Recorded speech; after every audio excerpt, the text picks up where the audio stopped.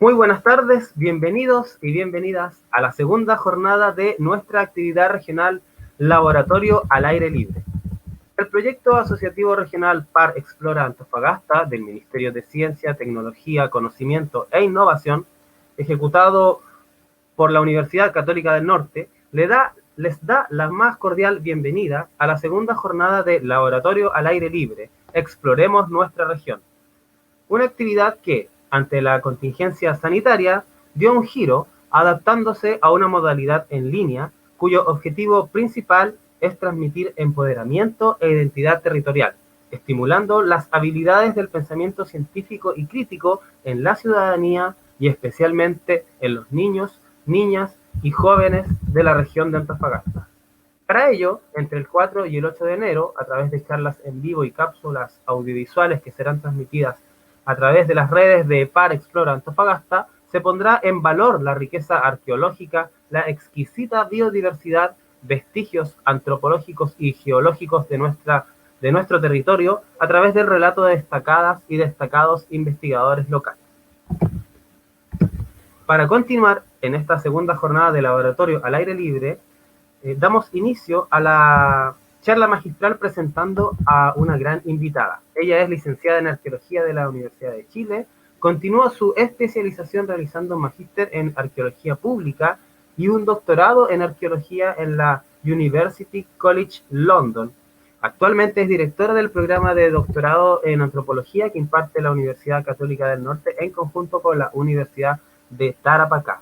Por todo ello, es un honor contar esta tarde con la doctora Fernanda Kalesic, quien nos presentará la charla La importancia de los pueblos originarios en nuestra historia regional. Buenas tardes, Fernanda, bienvenida. Buenas tardes, Jorge, muchas gracias por la invitación. Gracias también a todo el equipo para Explora Antofagasta por esta posibilidad. No, por favor, gracias a usted por compartir con nosotros tan interesante exposición.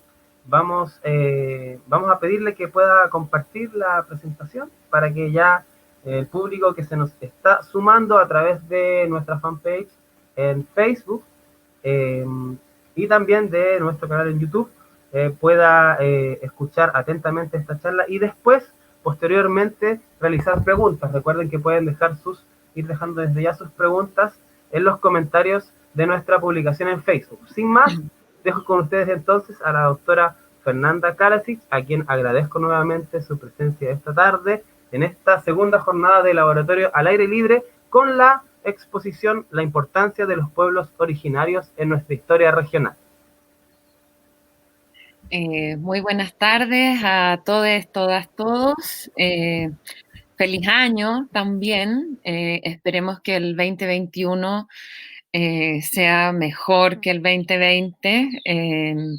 Y bueno, justamente lo que les voy a hablar hoy es no de la importancia así como un punto, sino que quiero tratar con ustedes, quiero compartir, analizar 4 puntos que dan cuenta de la relevancia de los pueblos originarios en la historia de la región de Antofagasta, y que esto no es solo por conocer y aprender del pasado en sí mismo, sino que más que nada para tener esa historia y poder tener las lecciones necesarias para el futuro, especialmente en este contexto, ¿cierto?, de cambio climático, donde la escasez del agua es un tema importante, un tema muy relevante en esta región. Y entonces desglosé en 4 puntos para esta charla.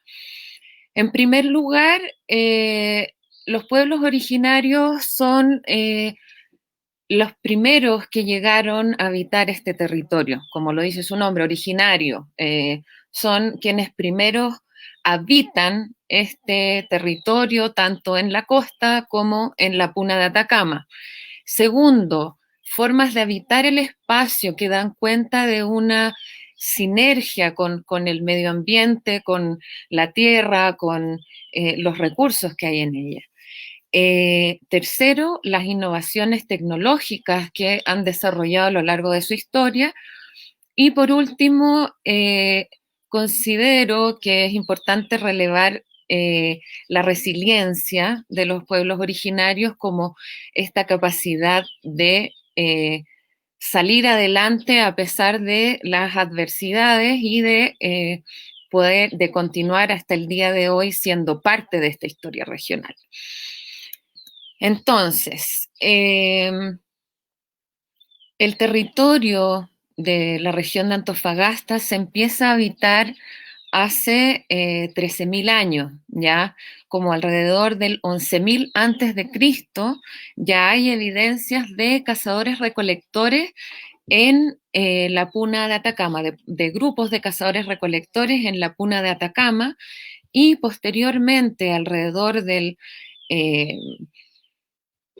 8.000 antes de Cristo, se encuentran ya en La Chimba, en Antofagasta mismo, donde está el sector de La Chimba, ¿cierto?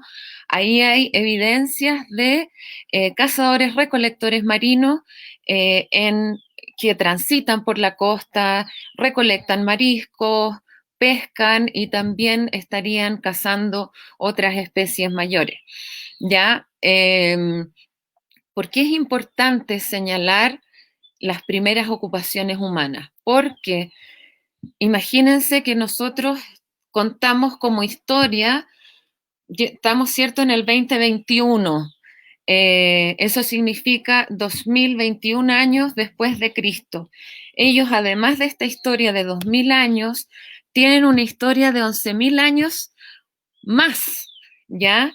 Y que si bien a través de la arqueología se ha ido pudiendo conocer más, aún nos falta mucho por ir desglosando, ir viendo y estudiando con mayor detalle cada uno de los periodos que implicaron estas ocupaciones del territorio, ¿ya? Entonces, si pensamos, por ejemplo, que nosotros tenemos 2.000 años, imagínense 13.000 años, es una larga historia y donde nosotros vemos que en los últimos 100 años, por ejemplo, todo el desarrollo industrial eh, ya nos ha puesto en casi una línea de no regreso en cuanto al cambio climático, versus una población que pudo vivir perfectamente por miles y miles de años. Esa yo encuentro que es una de las de las, digamos, cosas más importantes, más relevantes de ser los primeros, no solo ser los primeros, sino que además continuar hasta el día de hoy siendo parte de la historia de este territorio.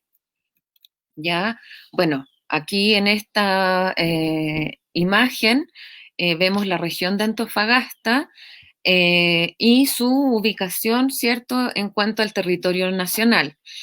Y la imagen de la derecha es una imagen de cómo habría sido la vida de estos cazadores de la puna que desarrollaron implementos, instrumentos, herramientas de caza, de recolección y conociendo también los ciclos de las estaciones donde era mejor cazar, donde era mejor recolectar ciertas plantas y ciertos productos del mar, ¿ya? En segundo lugar, podemos ver las formas de habitar el espacio. Habitar el espacio no es estar sentado en la casita, sino que implica toda una forma de concebir, de ver cómo funciona la naturaleza, cómo se producen también algunos desastres naturales, ¿ya?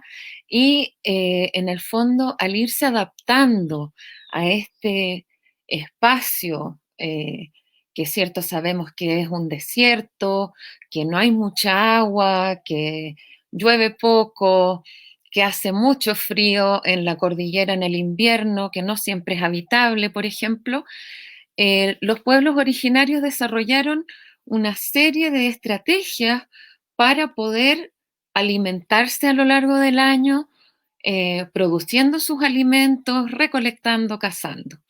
Ya dentro de las formas de habitar el espacio que podemos considerar, se encuentra la alta movilidad de las poblaciones, ¿ya? Desde se encuentran evidencias, por ejemplo, en la Puna de Atacama, se encuentran evidencias de hace 3.000 años atrás, que se encuentran conchas del Pacífico y se encuentran conchas de agua dulce correspondientes a el territorio argentino, o sea, pueblos que cruzaban la cordillera o cruzaban toda la pampa desértica ya para ir a buscar productos o a través del caravaneo y trueque, que también es relevante, es parte de esta alta movilidad para poder conseguir y tener una no solo alimentación, sino que otros recursos como pigmentos para pintarse la piel, para teñir los textiles, para proveerse, por ejemplo, de metales, ya para ir desarrollando sus distintas tecnologías que corresponde al tercer punto. Ya junto con eso también está el pastoreo y el desarrollo de la agricultura, ya que por lo general el pastoreo siempre se ha visto como, en el fondo, yo tengo mis animales y los llevo a la puna y los llevo a los sectores de veranada y luego bajan a las tierras eh, donde es posible habitar, que no sea invierno, ¿ya? Pero esto implica un conocimiento del espacio, donde están los pastales, donde están los pastos que le gustan a los animales, ¿ya? En tiempos antiguos, antes de la invasión española, el pastoreo era de llamos, ¿ya? Y luego, con la invasión española, se incorporan otros animales como las ovejas, las cabras, que vienen desde Europa y se incorporan muy bien también a la dinámica local, ¿ya? Y también el desarrollo de la agricultura, del maíz, las papas, el zapallo, ¿ya? Y que también son especies nativas de acá, especies pre-conquista, digamos, pre-invasión, y especies que se incorporan después, como es la alfalfa, por ejemplo, ya que la alfalfa sirve mucho para poder alimentar al ganado, poder alimentar a los burros, las mulas de carga que forman parte de este caravaneo y trueque, ¿ya? El caravaneo y trueque implica el movimiento no solo de una población desde un lugar a otro, sino que también el encuentro de poblaciones para intercambiar sus recursos y compartirlos, ¿ya? Y también, por último, está la organización del espacio constructivo y productivo, ¿ya? Por ejemplo, si nosotros consideramos cómo funciona la geografía acá, están los pequeños riachuelos, ¿cierto? Y los campos de cultivo no son habitados, no se hacen las casas en el campo de cultivo, se hacen las casas sobre la piedra para que siempre estén esas tierras de cultivo disponibles, ¿ya? Entonces, por ejemplo, a través del trueque, las personas podían intercambiar sus distintos productos, ya, por ejemplo, hay comunidades que su acceso principal a los recursos era la sal, ya, o la producción de algunas frutas o vegetales, ¿cierto? Y van todos con sus semillas y sus distintos productos para poder intercambiarlos y así también equilibrar la alimentación, ¿ya? Y En la foto de la derecha, que es el pueblo de Peine, uno ve que hay, ¿cierto? Está el bosque, que es donde está el espacio productivo, y las casas se hacen sobre la roca. De esta manera no pierdes espacio productivo. ¿Qué pasa, por ejemplo, con el Valle de Santiago? Que también se decía, ¿cierto?, que es uno de los valles más ricos de la zona central de Chile. Eh, Al final se ocupó, se llenó de casas, se llenó, ¿cierto?, de comunas, y eso implicó que ahora es un lugar donde ya casi no se producen alimentos como antiguamente, ¿ya? Y este yo encuentro que es una de las características principales, porque al estar ubicados a lo largo del río, permite que no se inunden cuando vienen las avenidas de agua, permite mantener libres los espacios de producción. eh, entonces, en el fondo, hay una forma de habitar el espacio que es sustentable y del cual podemos aprender muchísimo. Ya, por ejemplo, ahora uno ve, ¿cierto?, que algunos grupos, o ya cuando las ciudades están muy densas, que se van construyendo casas en los cerros y se va eliminando el bosque. ¿Qué significa eso? Que después llueve, viene un aluvión y se vienen las casas, ¿cierto? Entonces, al tener esta organización, lograban mantener sus casas, mantener sus viviendas y mantener también sus animales y su producción agrícola, ¿ya? Eh, en tercer lugar, existe una serie de innovaciones tecnológicas eh, que se dan desde el periodo formativo, que es más o menos desde el 3000, perdón, 1500 antes de Cristo, se empiezan a observar, o sea, hace 3500 años, se empieza a observar que las poblaciones están comenzando a desarrollar tejidos, ¿ya? Incluso en el trabajo de los metales y de la minería, eh, que hay minería, digamos, pirquinería de pigmentos, por ejemplo, de óxido de fierro, que da una coloración rojiza, ya, y que se usa para teñir o para pintarse. eh, y también en el tema de los textiles, donde si uno compara, por ejemplo, los textiles europeos o los textiles desarrollados en otras áreas de Chile, los textiles que se desarrollaron en esta zona eh, tienen una variedad y una riqueza de puntos y de formas de telares que realmente es única, ¿ya? Entonces, pese a esta adversidad que uno podría decir, están en un desierto, ¿cómo pueden hacer tantas cosas? Claramente el mismo desierto, las mismas dificultades ya lograron, las poblaciones originarias tuvieron el saber hacer para ir desarrollando a lo largo del tiempo distintas tecnologías, ¿ya? También existen, una de las tecnologías más importantes corresponde a la de los sistemas de regadío, ya de canales y terrazas de cultivo. Por ejemplo, acá en la foto de la izquierda se ven las terrazas de el pueblo de Toconce, comunidad del río Loa, de la parte superior del río Loa, ya de la región, y donde todas estas construcciones son intervención de los cerros para lograr una mayor eh, área de cultivo. Si uno tiene el cerro plano, no es posible plantar tanto como si se van haciendo terrazas donde ir eh, poniendo los distintos cultivos en estas especies de escaleras, se pueden ver, ¿no? Pero no son escaleras, sino que son andenerías para cultivar y cosechar los productos importantes para cada comunidad.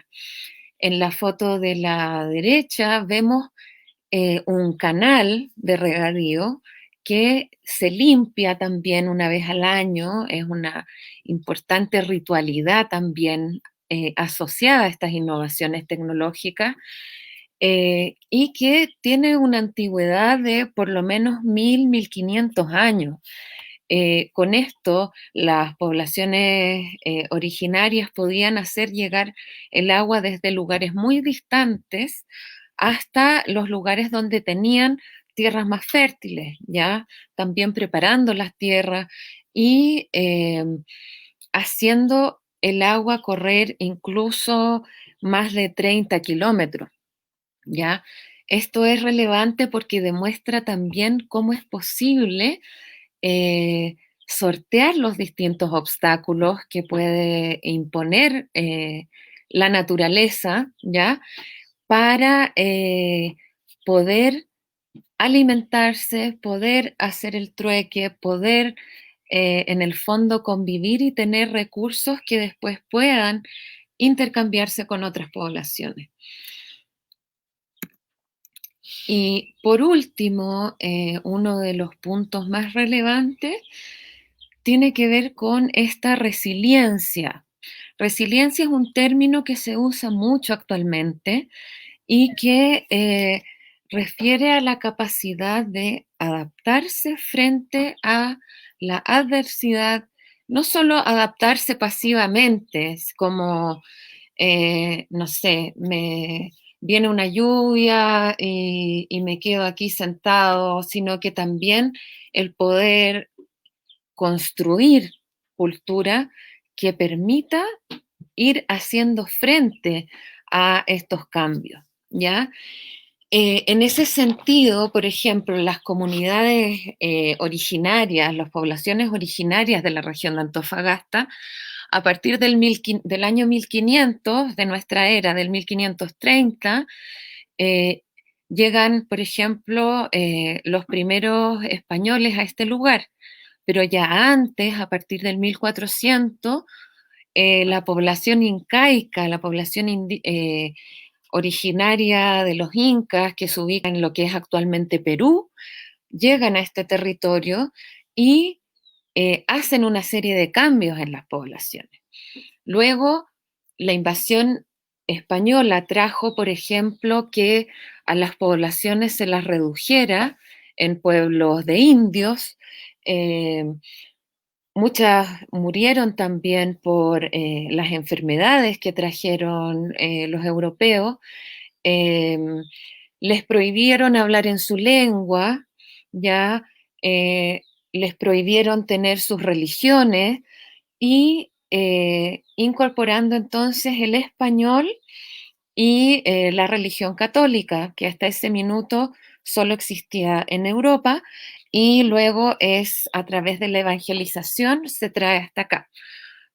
Y después de la invasión española, cierto que ocurre en 1532, llegan los primeros españoles a San Pedro de Atacama, por ejemplo, que es de donde les estoy hablando a todo esto.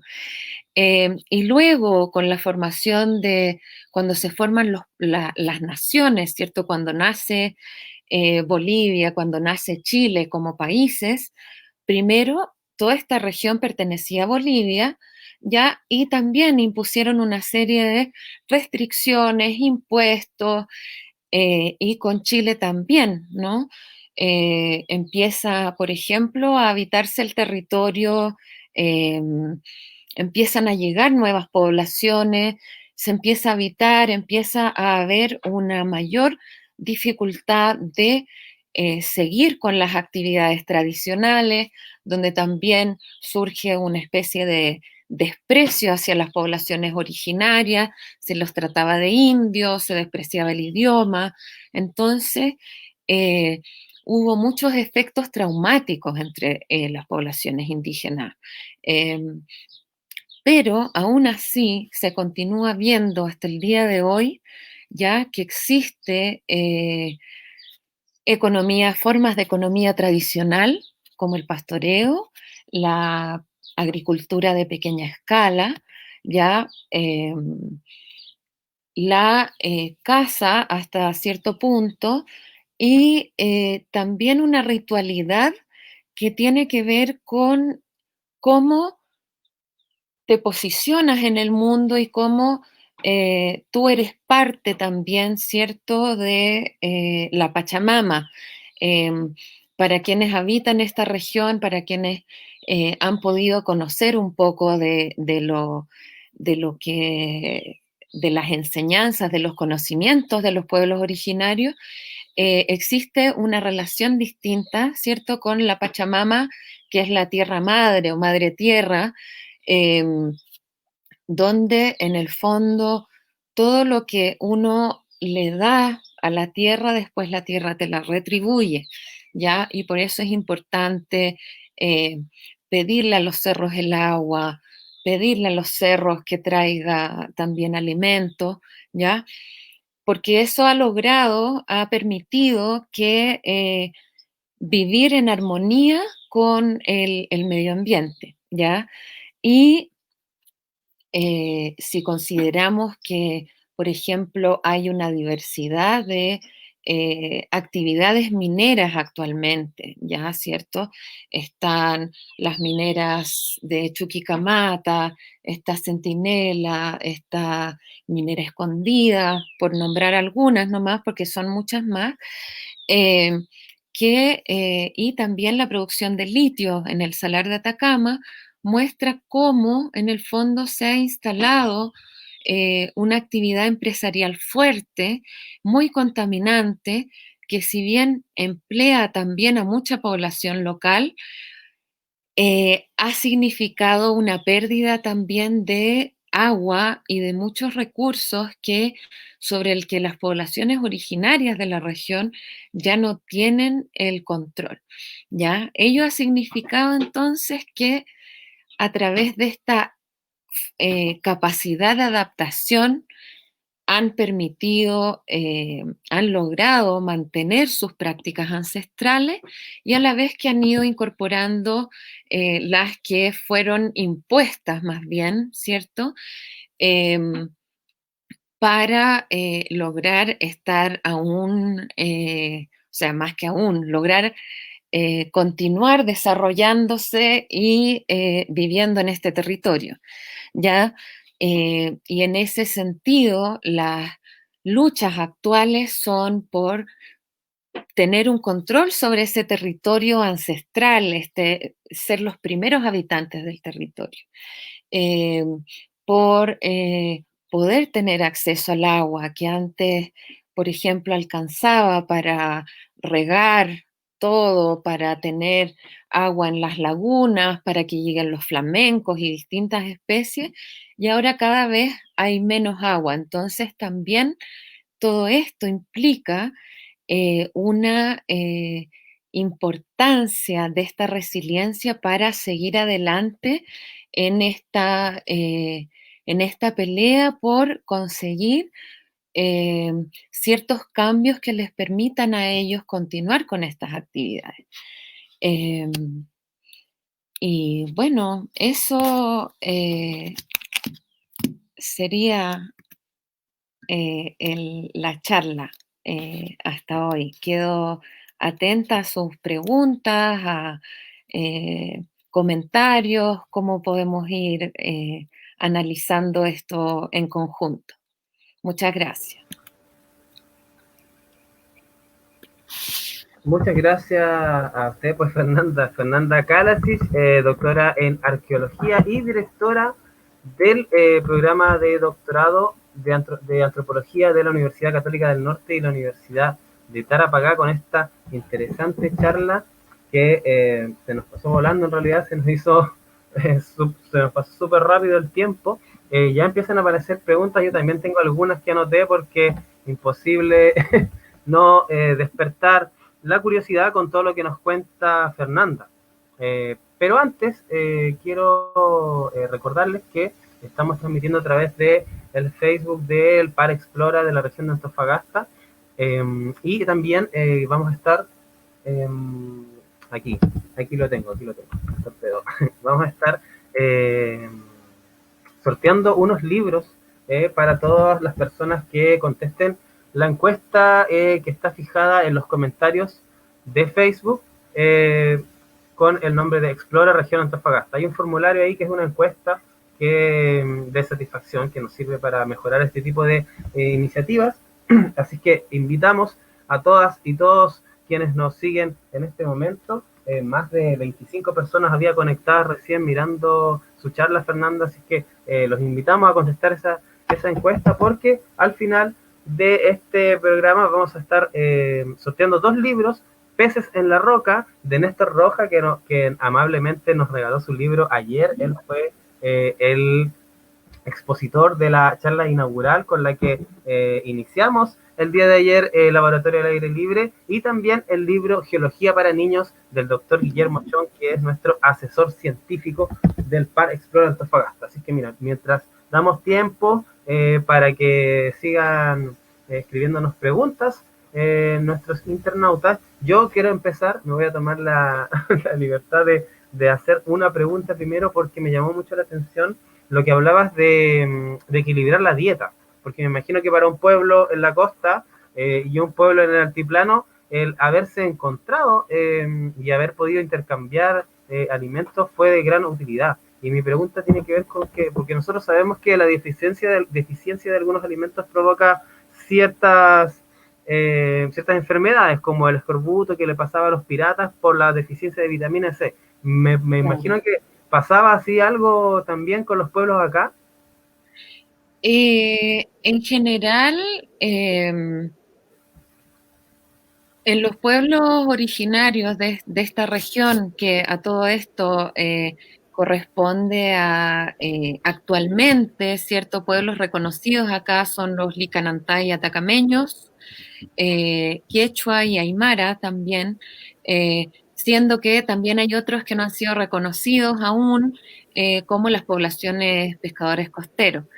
En general no se observan grandes deficiencias ya de nutricionales, sino que se observa que ciertas, por ejemplo, poblaciones tenían más de un cierto tipo de plantas, más consumo de un cierto tipo de recursos. Entonces, por ejemplo, a través de distintos análisis es posible ver quiénes son las poblaciones pescadoras, quiénes son las poblaciones que se dedican, que comen más verduras, más vegetales, por ejemplo, ¿ya? Pero a la fecha no se ha visto como deficiencias importantes en términos nutricionales, ¿ya? O sea, acá se produce, por ejemplo, desde tiempos bien antiguos, desde hace por lo menos 1000 años atrás, papas, maíz, zapallo, ají, entre otros, ¿ya?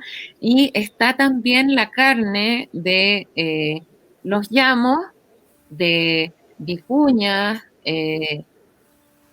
y en el fondo, de animales más pequeños también, como son las aves, ya que permitieron mantener una dieta rica tanto en proteínas como en carbohidratos, ¿ya? Carbohidratos, perdón. Así que eso, como que hay evidencias de que la población estaba relativamente bien alimentada, ¿ya? Sí, me llamó la atención, pese a estar en pleno desierto, cómo los pueblos se la ingeniaron para tener distintos tipos de alimentos. Mira, nos empiezan a llegar, o empezamos a ver los comentarios, saludos de distintos lugares. Cintia Miyakura saluda, dice gracias por la charla. Mariana Kalasic, no sé si es algo tuyo, Fernanda. Mi hermana. A los blancos ahí. Gracias por tu presentación, muy interesante. Juanjo Flores también dice excelente ponencia, en realidad que es muy interesante. En muy poquitos minutos nos has despertado demasiado el interés por saber más sobre nuestros antepasados. Al final estamos hablando de quienes pisaron y domaron o cultivaron esta tierra, ¿cierto? Mucho antes que nosotros. Mira, Fernanda nos pregunta... Nos saluda Néstor también. Dice, hola, soy Néstor, escribo desde el Facebook de mi esposa, excelente charla de Fernanda. Bueno, todo sirve para Néstor saludar. además es estudiante de nuestro programa de doctorado, así que muchas gracias, Néstor. Así es, quien además estuvo el día de ayer en la charla inaugural de esta actividad regional que hacemos, Laboratorio del Aire Libre. Ahí está el saludo de Néstor. Muchas gracias, Néstor, quien además donó un libro para ser regalado, ¿cierto? Entre quienes nos sigan y entre quienes también recuerden, contesten la encuesta que ahí veo que aparece. Los invitamos a contestar esta encuesta para que puedan participar del sorteo de estos libros. Hay un archivo ahí, un formulario breve que deben contestar para que al final de este programa podamos realizar ese sorteo. Hay que encontré la pregunta. Es como nos han contado, dice Alberto Natgar, sobre se oculta mucha información, sobre todo cuando en la región de Antofagasta han venido culturas de otros continentes, una región multicultural. Bueno, más que una pregunta, es una crítica, pero una crítica que compartimos. Yo también estaba pensando eso.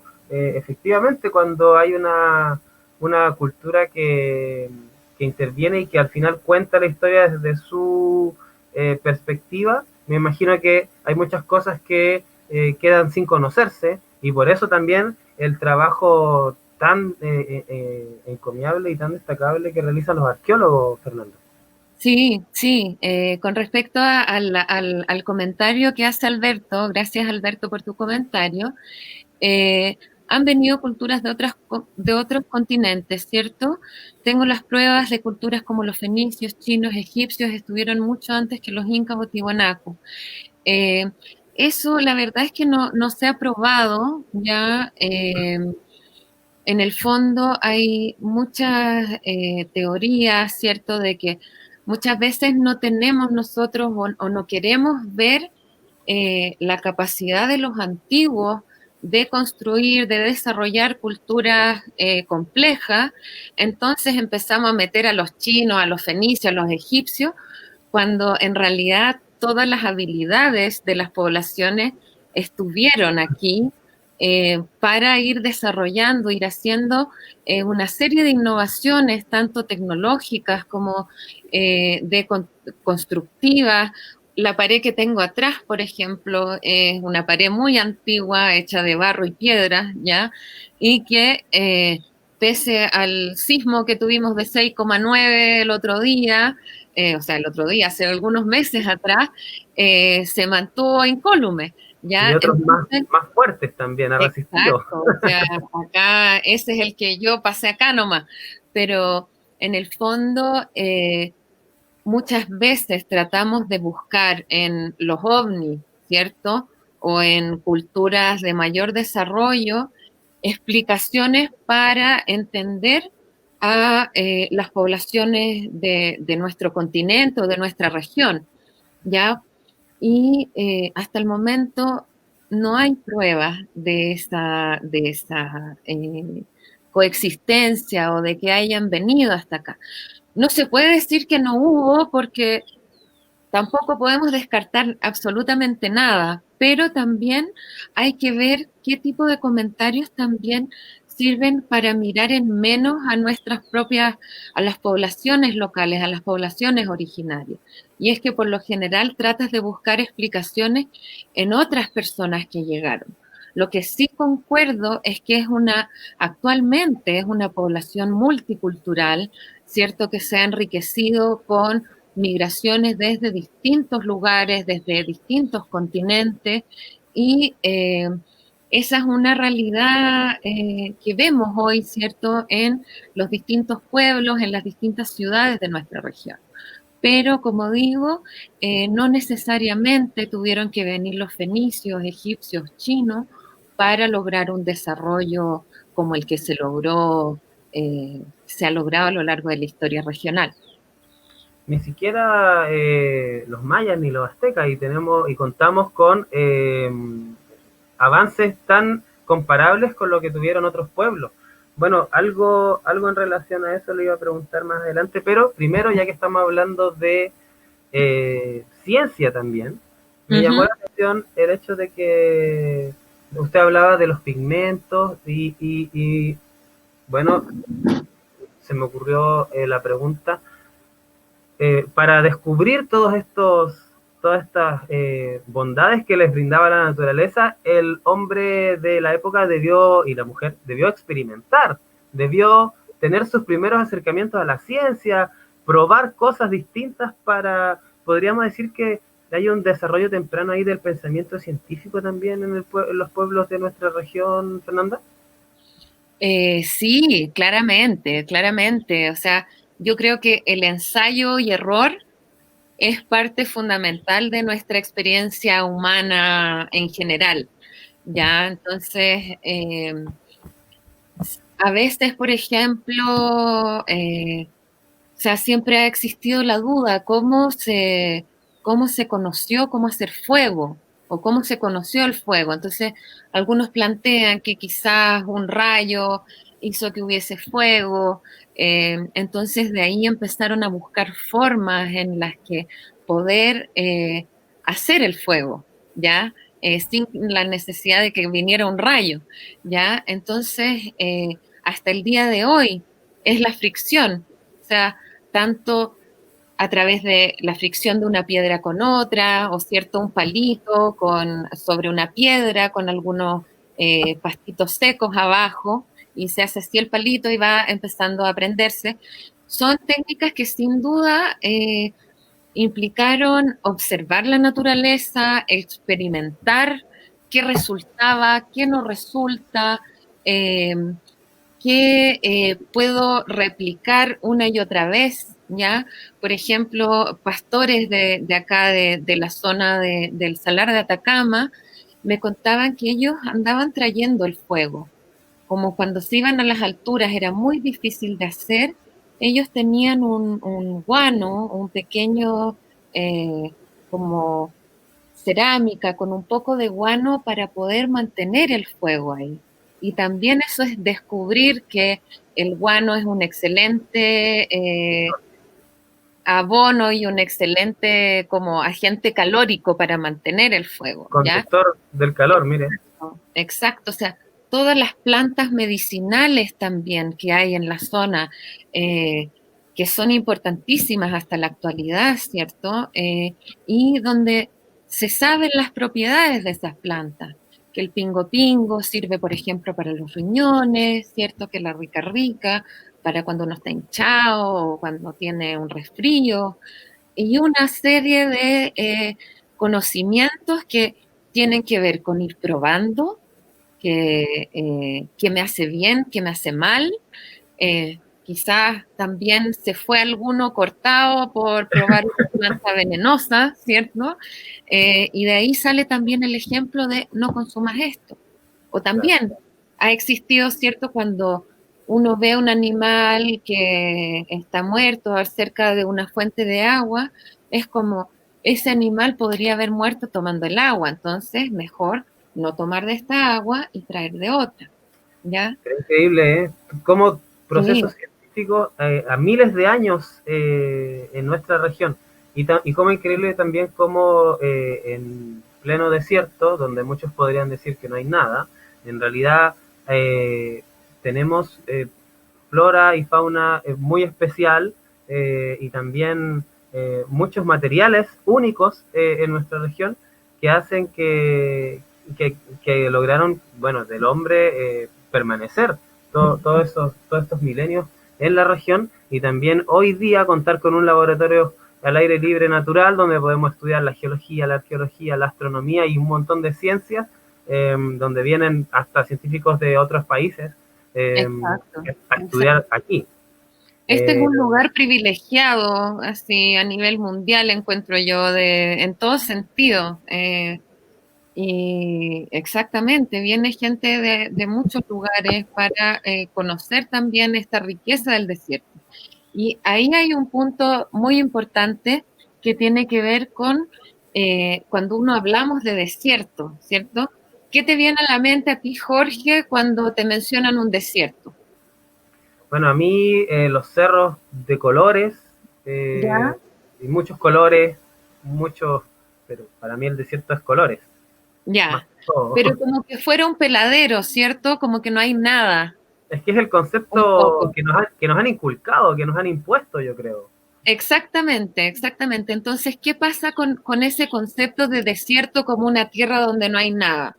Sirve también para que se instalen los megaproyectos extractivistas, porque total es un desierto, no hay nada, no hay nadie. No Pero hay al nada que proteger contrario, ni cuidar, supuestamente. exacto, es un lugar con una riqueza de especies, que muchas son endogámicas, muchas son, solo están acá, ¿ya? O se han esparcido, pero en general son de esta región. Claro. Y que están en un frágil equilibrio con el cambio climático, por ejemplo, ¿ya? Entonces, eso, ¿cómo logramos nosotros terminar con ese concepto del desierto como un lugar deshabitado, un lugar que solo tiene colores, para llenarlo de animales, plantas, personas, etcétera?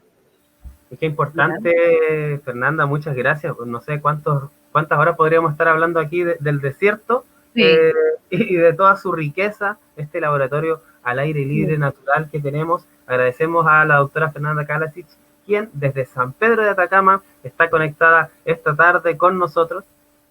Una cosita es que hay unas preguntas sin Sí, responder.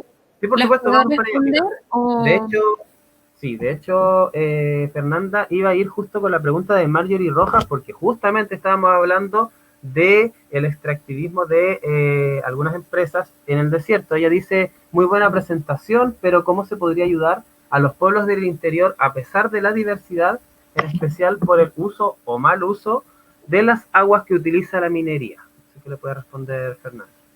Ya, bueno, ese es un tema complejo, eh, pero que creo que hay que tener también un poco de esperanza con la nueva constitución, ¿ya? El Código de Aguas, por ejemplo, del año 80, que da derechos vitalicios sobre el agua, donde, por ejemplo, las mineras pueden llegar a extraer 1.500, hasta hace un tiempo extraía una minera litros por segundo de agua. Tenía un permiso para extraer esa cantidad de agua. Imagínense por segundo.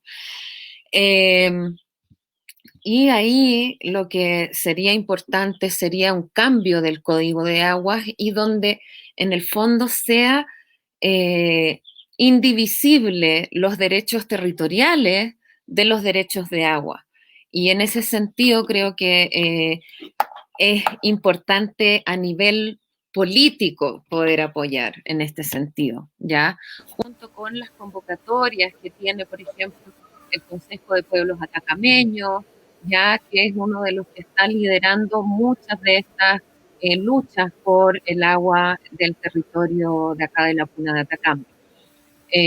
Pero principalmente es un tema político de cómo desde el centro del país también se toman las decisiones para todos los territorios, ¿ya? Y ahí claramente tener una especie de poder de decisión sobre que cada territorio tenga poder de decisión sobre sus recursos es algo fundamental. Muchas Sí. gracias, Fernanda. Les recordamos que estamos en la segunda jornada del Laboratorio del Aire Libre, actividad regional del Par Explora Antofagasta. Hay una encuesta fijada en los comentarios de nuestra transmisión en Facebook que pueden responder y ser parte del sorteo que vamos a realizar el día viernes. Vamos a realizar el sorteo para que tengan más tiempo de participar del libro Peces en la Roca del candidato a doctor Néstor Rojas y también el libro Geología para Niños del doctor Guillermo Chong, nuestro asesor científico. Fernanda, mira, seguimos con las preguntas. Bueno, hay algunos saludos también. Naida Rosales dice, excelente presentación. Doctora Kalasi, gracias a Explora Antofagasta por el aprendizaje. Tamara Wild Rosales dice, me encanta cómo explica todo la doctora Kalasi. A mí también me gusta cómo explica las cosas. A ver, no es fácil a veces cuando son cosas complejas bajarlas a un público más general, así que le agradezco que se haya dado el tiempo de realizar esta presentación. Ella dice muchas gracias por dar la importancia a nuestros pueblos originarios, Fernanda.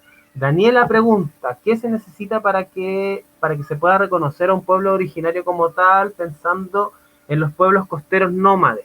No sé a qué tipo de reconocimiento se refiere. Yo tengo entendido que hace muy poco se reconoció legalmente la existencia del pueblo chango o camanchaco en la legislación chilena, pero no sé eh, qué implicancias va a tener ese reconocimiento, si es un reconocimiento solo. Así que, bueno, no sé si usted sabe algo más, doctora. Ya, perfecto. No sabía que ya se les había entregado el reconocimiento, lo siento, así que no. Sabía que había poblaciones que estaban en la lucha por el reconocimiento como etnia, ¿cierto? Eh, que es la ley indígena del año 93, ¿cierto? Reconoce a pueblos originarios, pueblos indígenas de Chile, dentro de los que se encuentran aymaras, quechuas, atacameños, rapanui, yagán, ¿cierto? Mapuche, por supuesto, y para ese reconocimiento estatal, que en el fondo tiene una serie de implicancias en términos de acceso a ciertos recursos y el reconocimiento legal finalmente, pero que no es lo mismo que el reconocimiento como nación, que es lo que se Claro. pretende, por ejemplo, con la nueva constitución, ¿ya? Eh, para eso, para reconocer a un pueblo originario es una serie de papeles, de burocracia, como le digo yo, eh, para lograr documentar, ¿cierto?, la existencia, el habitar de un territorio desde tiempos ancestrales, pre-invasión española, por ejemplo, ya a través de por ejemplo, prácticas que ellos mantengan o a través de ciertas líneas familiar de pescadores, cierto, de costumbres que se mantengan o incluso también se reconocen apellidos, ¿ya? Y que, bueno, también la lengua, pero como les decía anteriormente, muchas lenguas se perdió a raíz de esta imposición tan fuerte del castellano, ¿ya? Entonces, muchas veces no cuentan con la lengua como un criterio para poder reconocerse como tal, ¿ya? Aún así, la ley indígena 19.253, si no me equivoco, es la que tiene todas los reglamentos, en los artículos donde se detalla qué es lo que hace que una población se pueda reconocer como pueblo étnico de Chile. Justamente, bueno, estaba leyendo sobre estamos hablando de la ley 21.276 que introduce modificaciones a la ley que usted menciona, Ujú, Fernanda, ujú. con la finalidad de reconocer al pueblo chango como una etnia indígena chilena, procurando proteger el hábitat de este pueblo constituido por el borde costero, playas, islas y roqueríos, así como su biodiversidad. Esto fue en noviembre del año Ahora, pasado, hace muy sí, poco. sí, Pero entiendo la diferencia. De todas maneras, excelente. se agradece y se reconoce el avance, el hecho de reconocerlo legalmente. ¿No? Pero Exacto. sin duda que un reconocimiento más grande pasa por otras áreas también. Claro, Mire, por reconocernos como país plurinacional, pluricultural. pluricultural. Muchas gracias, Fernanda. Mire, le siguen llegando saludos. El Nelson Sarmiento, muchas gracias por todo.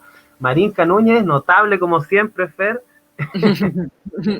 Maravillosa presentación, dice supongo María Alejandra Rosales. Juanjo Flores, que también nos ha seguido atentamente en esta charla, en esta segunda jornada de laboratorio al aire libre, pregunta, ¿las vestimentas y sus colores, así como sus dibujos o figuras, siempre estuvieron relacionados con el entorno? Por lo general, sí. Ya, una, porque las primeras, eh, las primeras observaciones que tú haces son de tu entorno, ¿ya? Entonces ves llamos, ves flamencos, ves suris. Suris son las avestruces atacameñas. Los flamencos también se les conocen como parinas, ¿ya? Eh, Son animales con los que tienes mayor contacto, con los que, o sea, por ejemplo, si nunca has visto una vaca, es difícil dibujar una vaca, ¿cierto? Como tener la conciencia de que existe ese animal. Entonces, mucho de las vestimentas, de los diseños que se hacían, tenían que ver con justamente lo que tú ves en tu entorno. Y eso, muchos de esos son animales, pero también pueden ser plantas, ¿ya? También los colores eh, se obtienen también de plantas, se obtienen de minerales, se obtienen de eh, colores que existen naturalmente en la región, ¿ya? Entonces, en ese sentido, las vestimentas, o sea, tú vas a poder lograr combinar colores, pero en el fondo, si sacas tintes de la tícara, que es una planta también que da un color moradito, así como concho de vino, van a ser todos colores que se encuentran en esta naturaleza, o los colores verdes que se pueden obtener, ¿cierto?, con la misma clorofila y molienda de algunas plantas. Entonces, eh, si bien no siempre están relacionadas con el entorno, lo más probable es que sí encuentres una correlación entre colores y figuras que se observan en este entorno. Muchas gracias a la doctora Fernanda Kalasic, directora del programa de doctorado de antropología de la Universidad Católica del Norte y la Universidad de Tarapacá. Vamos llegando al final de esta segunda jornada, sin antes recordarles que hay una encuesta fijada en los comentarios y que va a ser también parte de un sorteo. Vamos a regalar el día viernes el libro Peces en la Roca, donado por Néstor Rojas, y el libro Geología para Niños del doctor Guillermo Chon, que es nuestro asesor científico. Justamente, bueno, me voy a tomar una libertad. Aquí hay una pregunta que me gustaría contestar igual, de Daniela Calderón Guerra. ¿Cómo pueden apoyar la conservación de las cosmovisiones de nuestros pueblos originarios entre todo este mundo moderno? Super, ahí está ya apareciendo en pantalla. ¿Cómo podemos apoyar la conservación de las cosmovisiones de nuestros pueblos originarios en este mundo moderno, entre comillas, ¿cierto? Sí.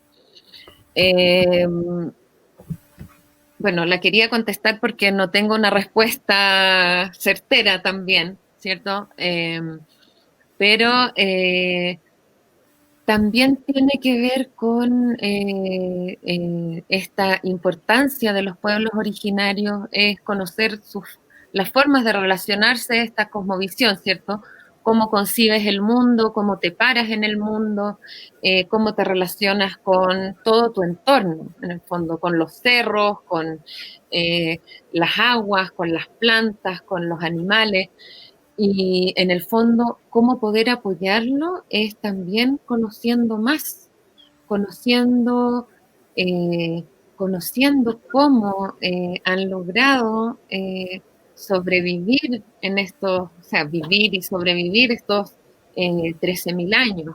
Creo que ahí lo que es muy relevante es poder también contar con actores indígenas de la región en este tipo de charlas, contando sus experiencias, contando cómo se vive el territorio, cómo se vive la noche, las estrellas, ¿ya? Porque nosotros ahora, por ejemplo, con respecto al cielo, nosotros vemos una serie de estrellas y qué sé yo, este es Orión, estas son las Tres Marías, pero además de eso existen muchas otras formas de ver el cielo, y por ejemplo las poblaciones de acá lo que hacen es ver el oscuro, no ver los puntos de las estrellas, sino que conforman figuras y determinan figuras en los espacios oscuros del cielo, ¿ya? Entonces hay muchas cosas que nosotros podemos aprender hablando con las personas, conociendo lo que saben los abuelos, los ancestros, ¿cierto? Y que en el fondo ahí hay un conocimiento que, que es muy relevante de sacar adelante, de visibilizar, de mostrar. Eso encuentro y que es ancestral, sin duda, Fernanda. Exacto. Muchas gracias. No sé si tenemos nuevas preguntas, pero yo te quería preguntar, porque me da la impresión de que en muchos pueblos originarios en Chile, o que habitaron lo que hoy día es Chile, existía una relación muy especial con el entorno y sobre todo con la naturaleza. Nosotros lo vemos, por ejemplo, muy arraigado en el pueblo mapuche y también en el pueblo de Aguita y en el pueblo de Licanantay. ¿Existió alguna relación o por qué? Bueno, la pregunta más que todo tiene que ver es ¿por qué es tan importante para estos pueblos que habitaron nuestro país y que algunos todavía lo continúan haciendo, el territorio, la naturaleza? No sé si pasa lo mismo con los incas en Perú o los mayas y los aztecas en México, no sé si pasaba lo mismo. ¿Es especial esa relación aquí?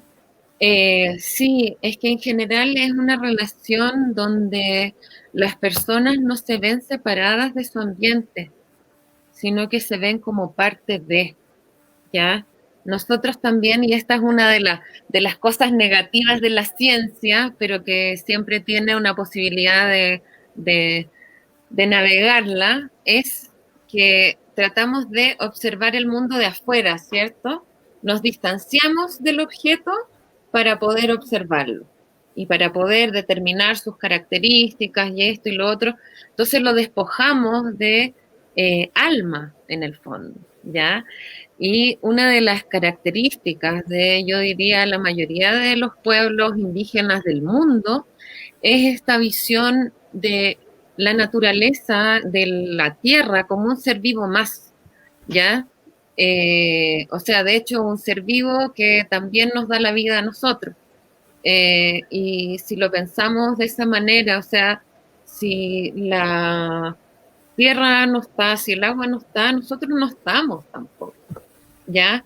Entonces tiene que ver con una visión, con una cosmovisión de ser parte de lo que yo hago sobre la naturaleza también me afecta a mí, ¿ya? Y entonces, en el fondo tiene que ver con este concepto de reciprocidad, que es un concepto también muy utilizado y muy presente en los pueblos originarios de una vuelta de mano en el fondo, ¿ya? Si yo hago algo, tú también haces algo por mí, pero eso no solo a nivel de personas, sino que a nivel de todo lo que nos rodea, ¿ya? Entonces, si yo, por ejemplo, voy a comer o me voy a tomar un agua o lo que sea, también le convido a la tierra. También busco una forma de retribuir eso que saqué, ¿ya?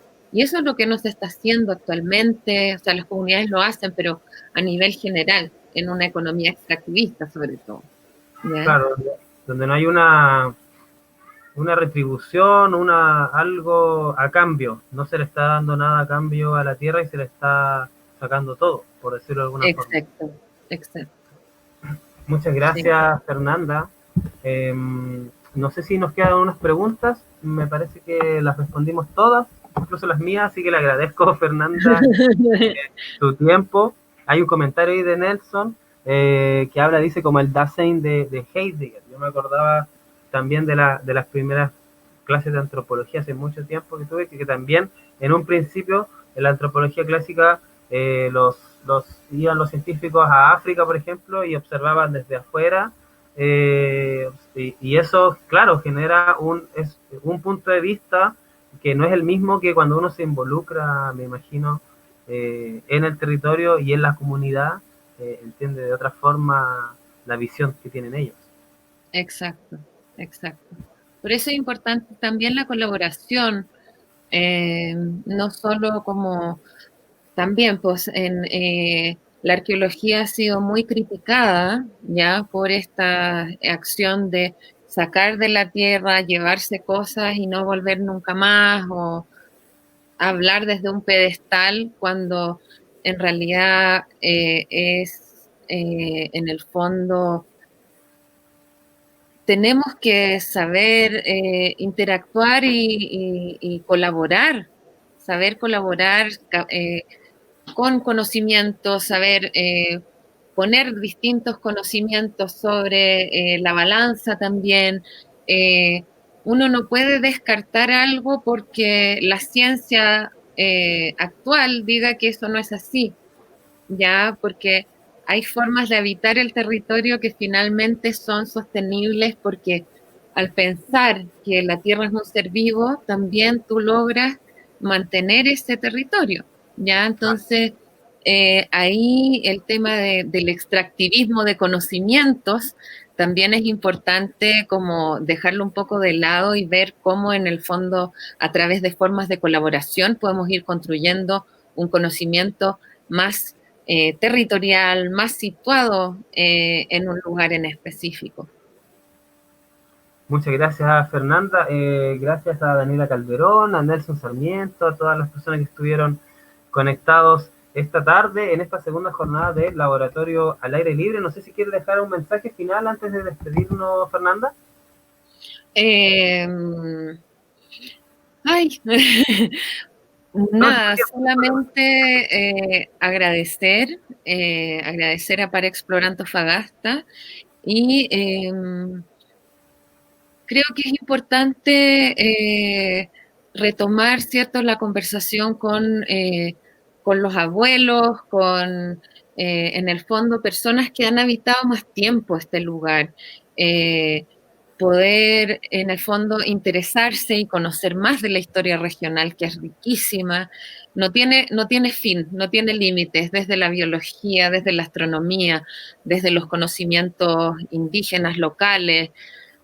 Hay una variedad de información que es muy, muy interesante y rica y es inagotable. Así que eso, una invitación a conocer, a explorar, a aprender.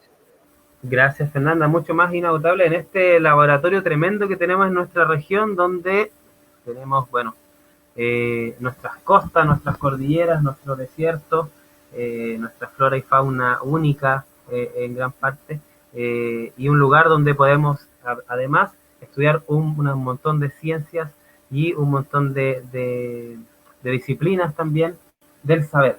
Agradecemos a Fernanda Cáliz y a todas y todos quienes han participado activamente en esta segunda jornada de Laboratorio al Aire Libre. Para culminar, invitamos a todas y todos a seguir el calendario de Laboratorio al Aire Libre de Para Explorar Antofagasta en Facebook, en Twitter, en Instagram y en YouTube, y también en nuestro sitio web www.explora.cl/Antofagasta, donde además estamos constantemente compartiendo distintas iniciativas en torno a la ciencia, la tecnología y la innovación. Un abrazo grande a cada uno y una de ustedes, que tengan una muy buena jornada, y recordar que el Laboratorio al Aire Libre continúa mañana, miércoles 6 de enero, a la misma hora, a las 12 del día, con una charla imperdible a cargo de la candidata doctora en Ciencias Geológicas, Pía Sapiains González, quien nos va a compartir la presentación Azul y Verde en el Desierto, el secreto de los minerales. También a través de Facebook Live. Muchas gracias, Fernanda, nuevamente por tu tiempo y también por esta interesante presentación y por responder todas nuestras preguntas. Muchas gracias, Fernanda. Gracias, cariños a todos. Cuídense del COVID, de todo, mantenga la distancia, etc. Igualmente. Muchas gracias, Fernanda, y gracias a todas y todos quienes nos acompañaron esta tarde. Nos vemos mañana a las 12 del día. Hasta pronto. Chao.